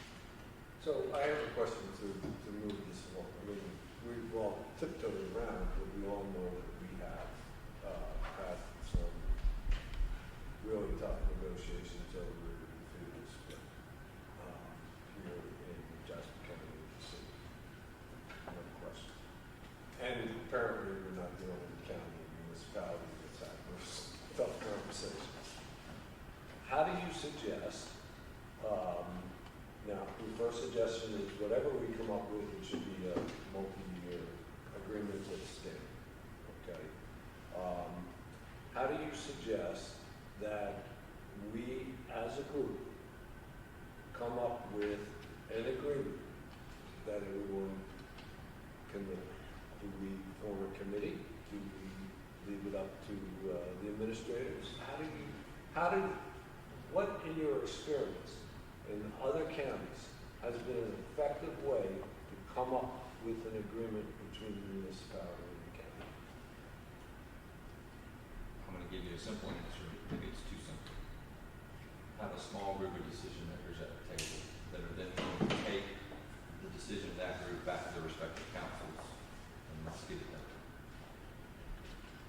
And that small group of, we have 5 council members of each council, an administrator in each jurisdiction. Do you have any recommended size of this negotiating committee on call? Smaller the better. Is that fair? I'm not trying to be aloof here. I mean, if it's a committee of 13, right. I mean, 5, 3, 5. That's the whole county. Does that give enough people at the table? I'm just Yeah. seeing if there was a basis from other parts of the state that would help us go forward. Maybe we've seen it. I guess we've seen the good and the bad, Danny, but I've seen county council chairman and mayors just sit down and work this out. I've seen chairman talk to chairman. I've seen county administrators work it out and take it back to their counties, or county and city manager administrators work it out, take it back to their respective places.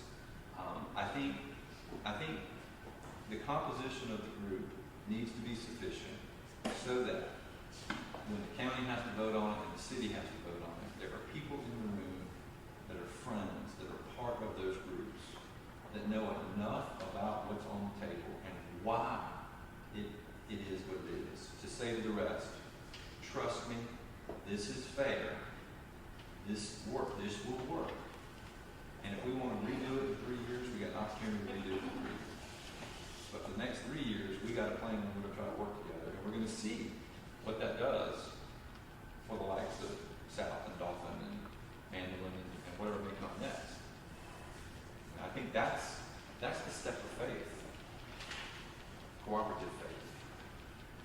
I want to dominate, but let's think about, in your experience,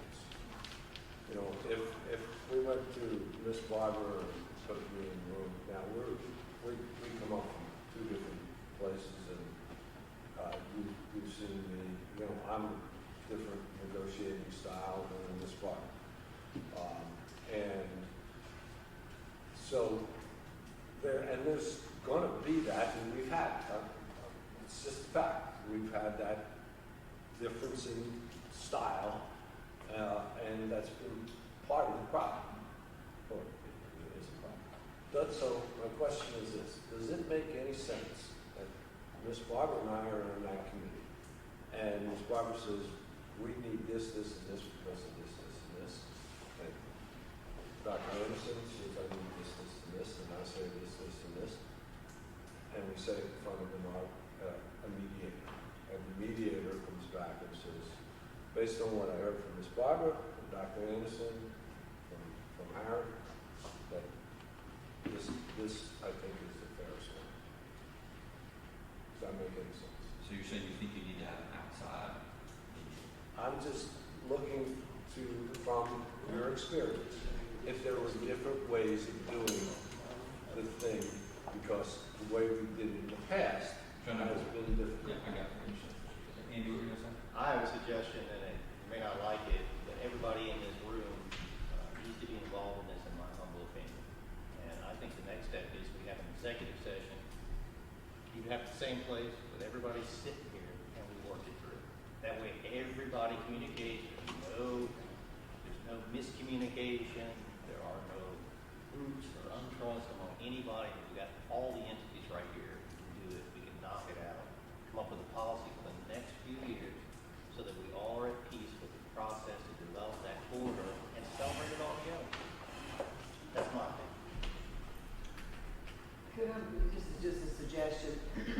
if, whether it's a small group or a large group or whatever, if you or a mediator, somebody could prepare a template. You know, I find anytime you have a group, if you've got a working something to start with, a template, maybe sample IGA, but beyond that, also an example of if you split it this way and use the numbers for Mandolin and the projects we have in front of us, if you split it this way, here's what it would look like. Yep. Here's the formula going forward and how we dial the cost in and out. And maybe give, you know, if you split it this way, just put numbers to what you're talking about so that people can see it rather than just coming back trying to craft from scratch. If you got a straw man to shoot from, I find it, and especially if people can look at it beforehand, you know, you can kind of move. Y'all, everybody in this room will tell you I'm always pushing because, you know, you heard me earlier, there's 13 million square feet coming out of the ground all around you. And they've already had these conversations. I'm just hoping we can hurry. So anyway, that's just a suggestion. If you had a model Absolutely. to work from, not saying that's what we have to adopt, but showing people what it looks like. Okay, we're talking about adding this cost in. What's an example? I'm an example person. Okay. Yes. I think that Hardyville should meet executive session, Jasper meet executive session, and get a starting point for each one, and then come together and say, who knows, we may be closer than we think. I'm just saying, if we meet all together all at once, then we don't even know where to start. And let the Hardyville get together and make sure they know what they want, what we want, and then we can come together and say, okay, here are the differences, where we work them out. Right now, if we go together, there is no, the starting point is way out of nowhere. I mean, right now, the way I look at it, it's the distribution would be 43 for the school, 32% for the county, and 26% for the millage. So, you know, it's not, I don't, what, 3% is not that far off. And I don't know if I'm speaking correctly or excuse me, I'm sorry. I don't know if I'm speaking, but that's the way I look at it real quick. So if the city comes and the school comes, everybody comes together with knowing what they want, it's a lot easier than starting from scratch. Can I say something? But from what, and I'm just coming from on the tail end, very first meeting to this type of conversation, but it just appears to be an elephant in the room. It does. And I'm not sure what the elephant is other than, and I heard Mayor Williams say it, we're kind of tiptoeing around whatever it is. At some point, I have to believe that we are professional enough to come together as a whole and to have a conversation. And at some point, we've got to lay aside our differences. And we have got to do what's best for this community. And I have to, in my heart, believe that is why we're all here together today. 2 hours of my day is definitely, I'm finagling 2 phones now with an issue, but I have to believe in my heart of hearts that we are strong enough collectively to have a conversation. And whatever our differences are, be it big, bad, indifferent, whether we agree to disagree, it's a part of life that we're going to have to just begin to get uncomfortable in that position. I hear Sandy saying, hey, we have this on the table. But I also took notes, and the rules of the game that you gave were to be nimble and respond quickly and be competitive. But the end product is what we all want to get to. And I find it hard to believe that we keep talking about having separate conversations and still expect to come to an agreement of where we meet in the middle. It's not happening now, so I'm not so sure how it's going to continue to happen if we continue to do it the way that we've been doing it. It just doesn't make sense to me. And I'm one of those individuals who, I'm all in. I have no choice but to be all in because honestly, the heart of this community, to get the developers here, rests on me, rests on this board. Because the system, the school system,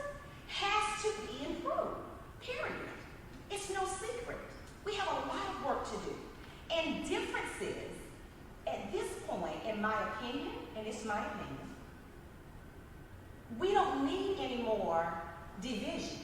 We have enough of it. Amen. So at some point, we just have to come together. I have no problem talking to Carol. I have no problem talking to Mayor Williams. We have to communicate. And that effective communication is what great businesses do well. And I just would hope that if we do nothing else here today, we can agree to come together for this community and have the conversation collectively. What Andy said, in my opinion, I support. We do need to come together because everybody here is an integral part of this process. And when we get to where we need to be, maybe at that point, we can begin to venture out into smaller groups. But we're not there yet. We're not. I'm still stuck on, I want to see the cost benefit announced on every project. I'd like to know, how do I know as a school system that the projects that are here are beneficial? And then if they're not, who's paying for it? And what impact does it have on the system? I have a right to know that. But where I'm sitting, I don't know that. That's not a good place to be. If I'm a player at the table, let me be a player at the table. But don't bring me to the table when it's played. The game is played. Thank you for allowing me to say that. You're welcome. Well, what I was getting ready to say, and pretty much what Dr. Anderson just said a while ago, I'm gonna use that as a basketball team. Hey, you got 3 coaches. How can the coaches win unless they have a good strategy for the team? You can have 3 coaches, and the coaches come with a plan. But if you don't involve the players, how you gonna be a champion? The players got to be on the floor right along with the coaches in order for things to maneuver and go forward. That's the only way we can be a winner. This one know this one's smarter than this one's smarter than that one, this one's smarter than that one. Well, we ain't gonna never win.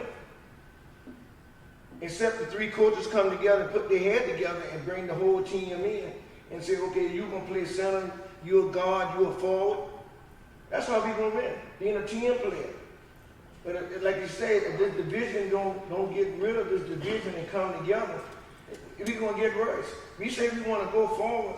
We say we about together for unity, bringing this county so we can be able to grow, because the county is growing, people steady moving here. But if we don't stop the foolishness, we ain't gonna never get off the ground. The Lord trying to bless it, but then we killing it. We gotta work together. I know I'm new, but I'm willing to work, and I'm very tentative, and I'm listening. And that's the only way we can be able to work together. It's no big me, little you. It's no I and 10. It's all of us. We gotta work together. You know. And I want to learn. You know.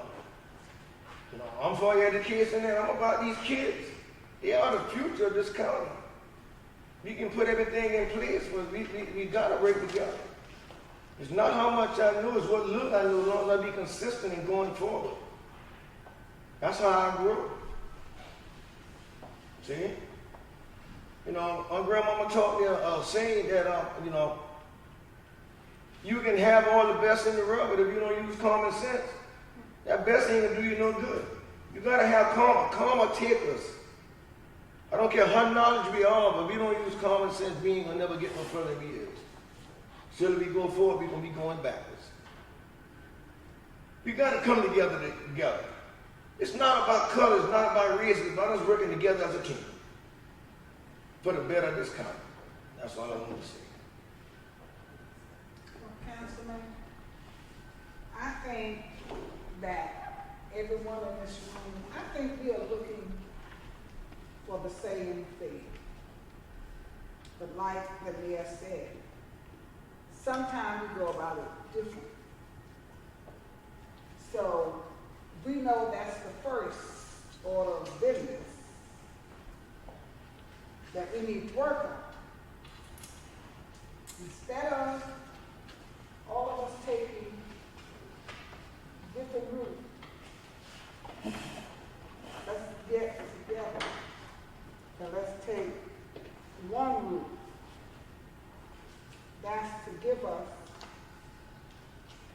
we need and what we want.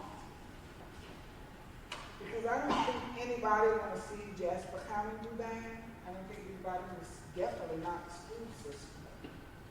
And the school system has been short. But we have overseers now that we're not going to allow that anymore. We want to try and make it right. So I feel like all of us can get together in a round table discussion and we can come up with what we need to do. And we heard the cry from Sandy Steve, South. They need it like yesterday. So we don't have time for all those meetings going here, going there, going in the back room with all that. And we got to get it done. That's what we got to do. Mr. Chairman, Yes. I think with you and Andy and Dr. Anderson saying, I would personally fully support that we all get together. Certainly, to John's point, our council is going to come in with a previous discussion knowing what the parameters are that we're willing to do. But I think that I would rather, again, personally, come into one room one day and walk out with an agreement that we all, have a stroke. And rather than, okay, 3 people have a meeting, go back to the council, in 6 months has gone by. Let's do it soon. But also, and I think this is very important, besides philo split, and let's be frank, let's put the elephant on the table, there's other issues, and they're interrelated. If the county and the city are going to be able to sit down and have a relationship that's based on trust and mutual respect, everything has to be done together. And not let developers or landowners like Silverman come between us and what's right for this county. Everything has to be on the table, not just the philo split, because they're all interrelated, because it's all part of us getting along.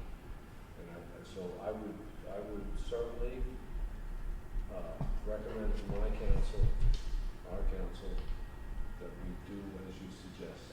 Get a meeting, get it soon, hash it out.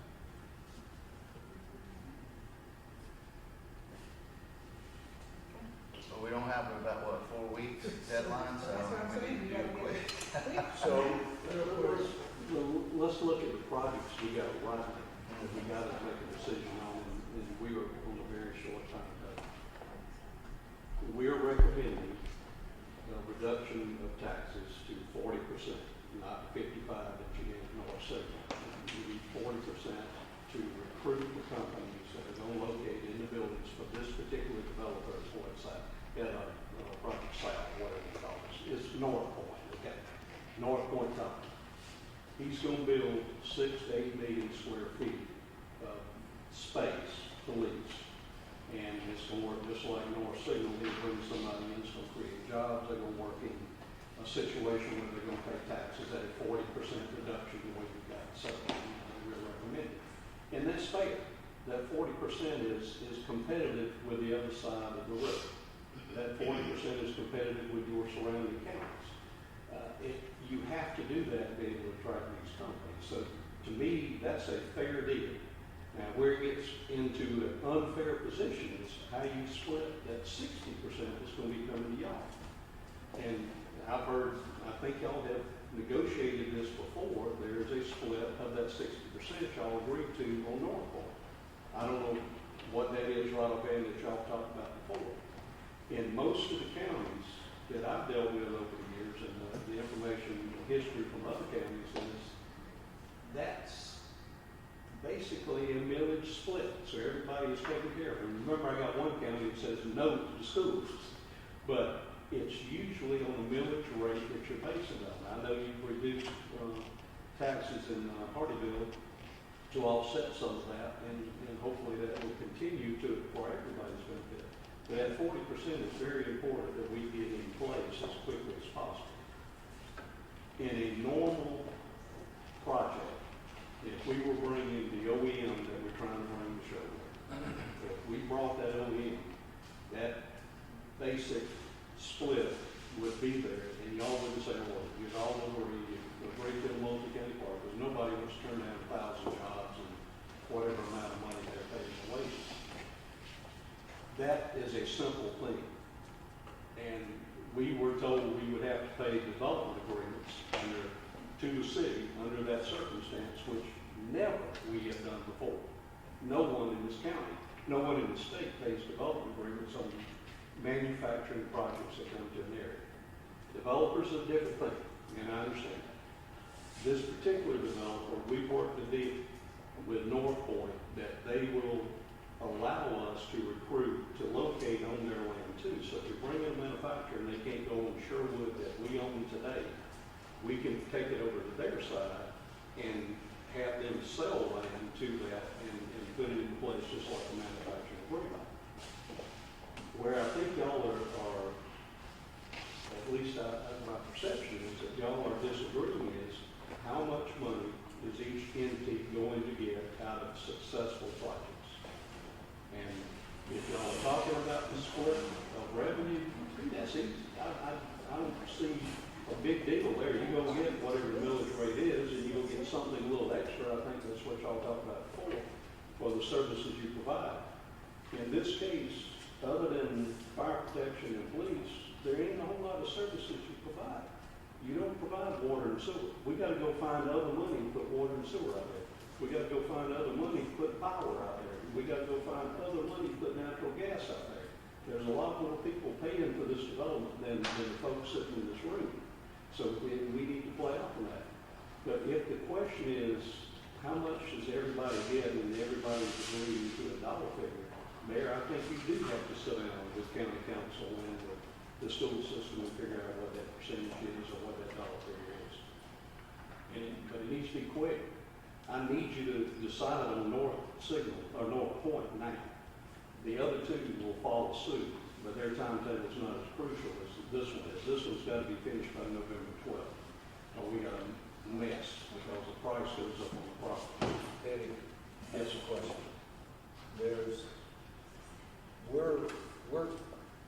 So I understand what you're saying from North Point. Have we negotiated the preload pre-lot yet?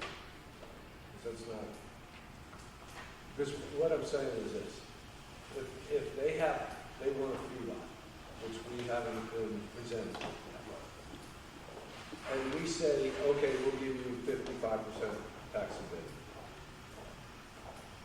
They don't really care how we split up the 45. So that has nothing to do with it.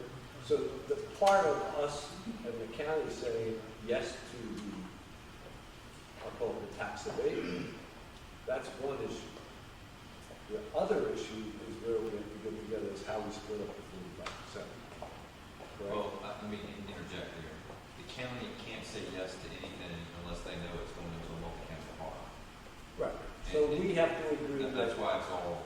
So we have to agree, in terms of the urgency that Danny's talking about, is we have to agree that there's, to the multi-county park.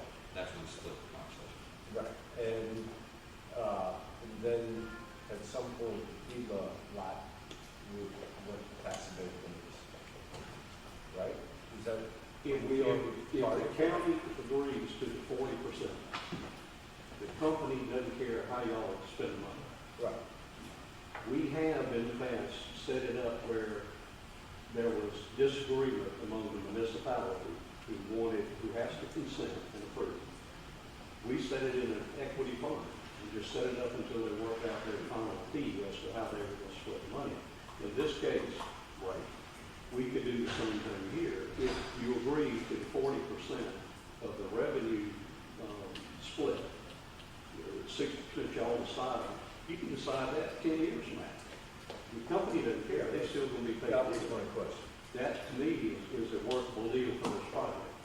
I think there may be other issues y'all have to work out, and I think that can be done, but to get these projects done right now, I don't see it's that big a deal, that y'all can't pass that pretty quick. Yeah, I don't see that either. But when we pass it, we're gonna do everything. We're gonna keep coming back to these problems. Once we do it, it's done. We want everything laid out there. So, to follow up on your suggestion, I'll first want to ask my council, is anybody opposed that we all meet together? All meet together. We all meet together. So our council will meet together. So the second question is, when do you want to meet? Tomorrow? Later?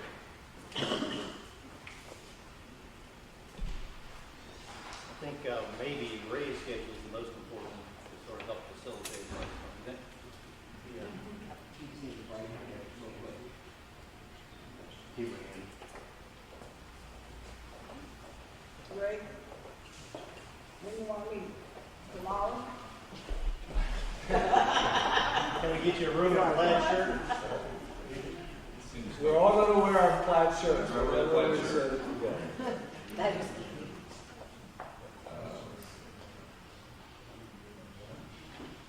What are the proposals? We're looking at your calendar. Between the end of, we have a council meeting tomorrow night, so Friday into next week, right? Ms. Clark, do you have any, you want to do it before the end of next week, right? Are we all agreed on that? Yeah. But we start at Friday. What you got Friday?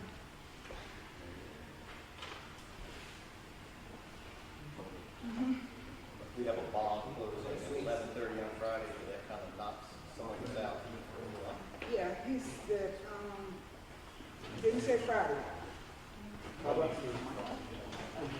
I work weekends too. the Carol and John go like Monday? I'm clear Monday. That's the Mr. 25th. Atkins? 25. Actually, for me, Tuesday. Tuesday, we have a thing with SCA. Let's see, but- We'll be glad to host you next. So what time are we talking about? Mornings? Well, Don't make it, I'll make Monday, what time? make work. On Monday, 25th? Carol? I'm okay, I can cancel everything I got. It'll work. Monday work for you, sir? Work for you? This Monday? Yeah. Anytime. We're, Mike, Yeah, 9 o'clock Monday, how about that? Where you can get there. If you give us some templates before that, that would be great. Okay. Well, let me see, 9 o'clock, wait a minute. Yeah, that's fine, because I know you got to travel. where? As long as somebody has the key to the heat in this place, we can. Let's see. I think we have to check the grizzly. Can you be coming? Do you have a number to check? You know? You're all welcome to Hardyville, but I have no preference. All right, so meeting venue to be determined, 9 a.m. Monday. 9 a.m.? For the largest executive session you've ever had. That gives us enough time. Listen, if we have enough time for public notice. Yes. If they don't have here, you come out of here. You know, Big enough, Doesn't matter wherever you want to. council room, check the council chamber. well, if you want, I could check the rec center. Nice big. That'd be great. Mexican center. Very great. rec Yeah. center. And we could set up breakfast. Let's do that. Where would that We're be? gonna go to the rec center. Go to rec center at 9 And o'clock. come early and exercise. Yeah. I'll verify Yeah. it this afternoon. We'll have a round robin tournament. 4 teams, the SCA, Hardyville, Jasper County, and the school district. Yeah. So, we got bag meal then. Okay, everybody's good with that? 9 a.m. 9 a.m. Mike, you check. Yes. Rec center.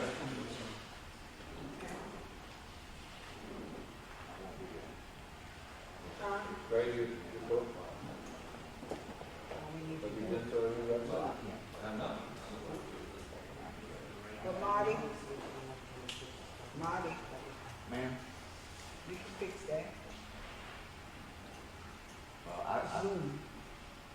have a meeting I have to be at for my work Monday morning at 9 a.m. Oh, you so got a meeting? Yeah. Okay, because I thought you said you just I said. won't be done with it until around 10. I might be a little late, but the show don't stop because one man's not there. Okay. No, I'll come when I can get there. Harry, you want to move it to 10? Marty? I think we should. I think we should move it to 10. Well, Because maybe these it's people are at having least to till travel, 10:30. and that's really. Yeah, that'll give you some time. All right. Because I'll be driving from Buford. It'll be at least Right. 10:30 before I can get there. Okay, that's fine. So if we start at 10, you won't be all, whatever. Yeah, I mean, Right. I'll be there. I'll just be a little bit late. Just bring biscuits or something. Yeah. We'll see what this Okay, so 10 I'll o'clock. bring some Bloody Mary mix. That's 10:30. We'll still have it. Yeah, at 10 o'clock. Right, okay. Breakfast at 9:30. No, Yeah, okay, well, you know, we're gonna do whatever. but we're not including the motions. That's out as well. That's right. So, what you say? Can we give the orders now? 10 o'clock, breakfast at 9:30.